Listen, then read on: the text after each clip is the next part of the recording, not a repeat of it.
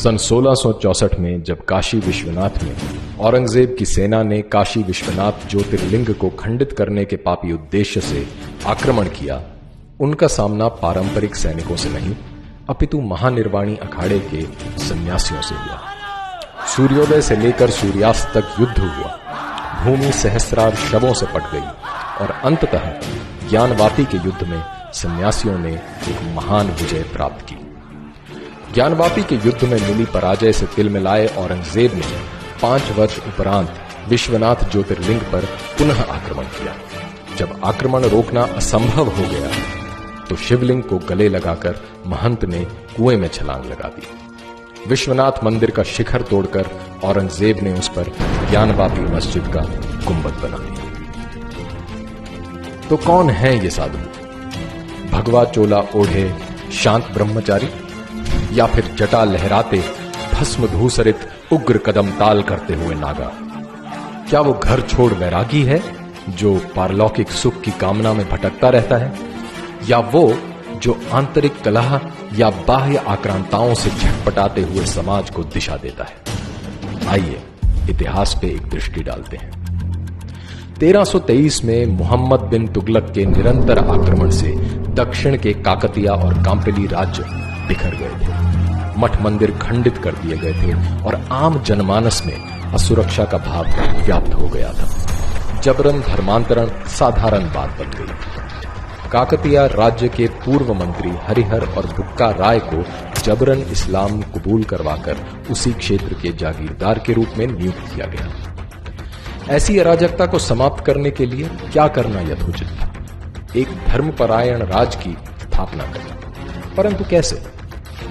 स्वामी विद्यारण्य का आध्यात्म बल ही था कि उन्होंने हरिहर और बुक्का राय को हिंदू धर्म में पुनः दीक्षित कर विजयनगर साम्राज्य की स्थापना की। दोनों भाइयों ने आक्रांताओं को बाहर खदेड़ा और राज्य की सीमाएं सुरक्षित की। स्वामी विद्यारण्य ने सन्यासी होते हुए न केवल नए राज्य को धार्मिक दिशा दी अपितु प्रधानमंत्री का पदभार भी संभाला। और इस प्रकार दक्षिण में विजयनगर इस्लामिक घुसपैठियों के विरुद्ध बांध बनकर उभरा, जो 200 वर्ष तक अपने कुशल प्रशासन, उदारवादी धार्मिक नीति, कूटनीति और अर्थव्यवस्था के कारण समृद्ध रहा। मध्यकाल में इस्लामी विस्तार भारत पर कहर बनकर टूटा। 16वीं शताब्दी में अकबर के शासनकाल में मुसलमान सूफी हिंदू सन्यासियों पर अनायास ही हिंसा पे उतारू थे। इसके परिणाम स्वरूप स्वामी मधुसूदन सरस्वती ने सन्यासियों को आत्मरक्षा में शस्त्र उठाने हेतु काशी में प्रतिज्ञाबद्ध किया। 17वीं शताब्दी की शुरुआत में मराठी सन्यासी स्वामी समर्थ रामदास तीर्थाटन करते हुए इस्लामिक आक्रांताओं के पराधीन भारत की दुर्दशा को प्रत्यक्ष देख रहे थे। जनमानस मरणासन्न हो चुका था। उसकी सामाजिक, राजनैतिक तथा धार्मिक नवचेतना के लिए उसमें पौरुष अभिमंत्रित करना आवश्यक था। पुनः धर्म स्थापना हेतु स्वामी रामदास ने गांव-गांव में हनुमान मंदिरों और अखाड़ों की स्थापना की, जिसमें मराठा योद्धा तैयार हुए। स्वामी रामदास ने शिवाजी को क्षत्रिय धर्म उपदेशित किया तथा स्वयं को छत्रपति घोषित कर हिंदवी स्वराज की स्थापना करने के लिए प्रेरित किया। औरंगजेब के शासनकाल में मुगल आतंक अपने चरम पे पहुंचा, जब गुरु गोविंद सिंह के शिशुपुत्रों को इस्लाम न कबूल करने पर दीवारों में चुनवा दिया गया। उधर लक्ष्मण दास नामक एक राजपूत को अपने हाथों से हुई गर्भवती हिरनी की हत्या के कारण संसार से विरक्ति हुई। योगिक साधना करते हुए इन्होंने कई सिद्धियां प्राप्त की। गुरु गोविंद सिंह जी के आग्रह पर इन्होंने पुनः क्षत्रिय धर्म का वहन किया और सरहिंद को फतह कर साहबजादों की नृशंस हत्या का प्रतिशोध लिया। संसार इन्हें बंदा बहादुर के नाम से जानने लगा। जब इन्हें मुगलों ने छलवश गिरफ्तार किया, तब घृणित कायर फर्रुखसियार ने इनके पुत्र को इनकी आंखों के सामने कटवाया और उसके शरीर से उसका हृदय निकालकर इनके मुंह में भर दिया। और ये परम वेदना सहते हुए बंदा बहादुर वीरगति को प्राप्त हुए। 19वीं शताब्दी तक एक तरफ ईसाई मिशनरी का धर्मांतरण के लिए बढ़ता प्रपंच, वहीं दूसरी ओर अंधविश्वास और निरक्षरता के कारण शिथिल पड़ा हिंदू समाज।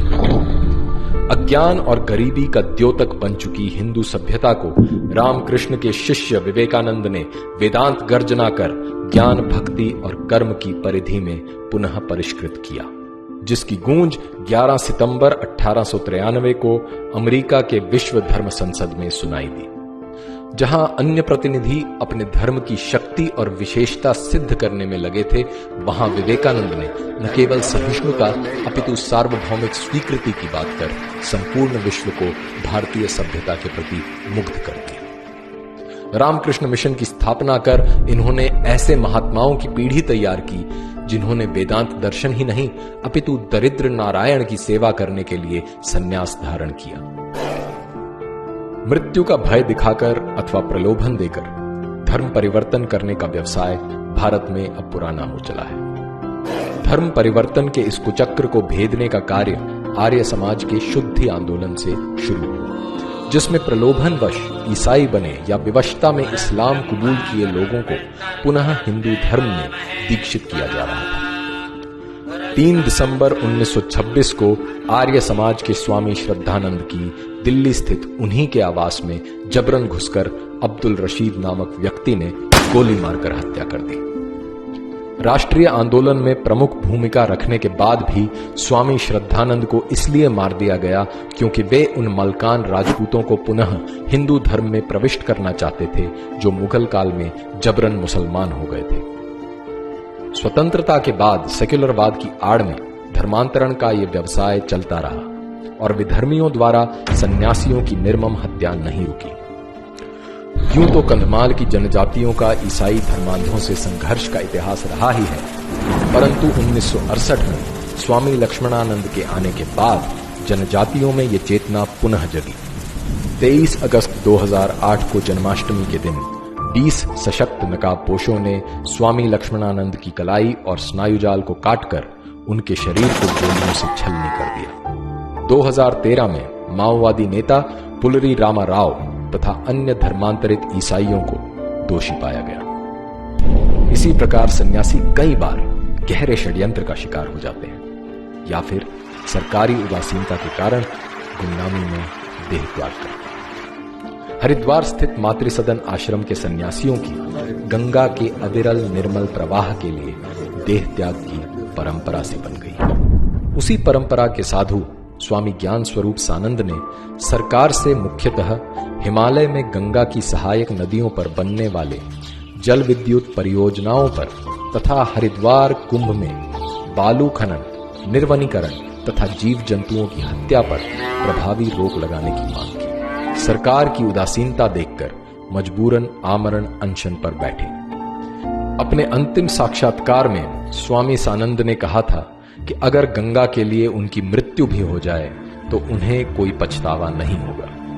12 अक्टूबर 2018 को स्वामी सानंद ने अनशन के 112वें दिन अंतिम सांस ली। इतिहास साक्षी है कि मोह माया की दास्ता न स्वीकार करने वाले सन्यासियों ने सांस्कृतिक दासता के विरुद्ध अग्रिम भूमिका निभाई है। भारत के इन वीर सपूतों को हमारा शत शत नमन।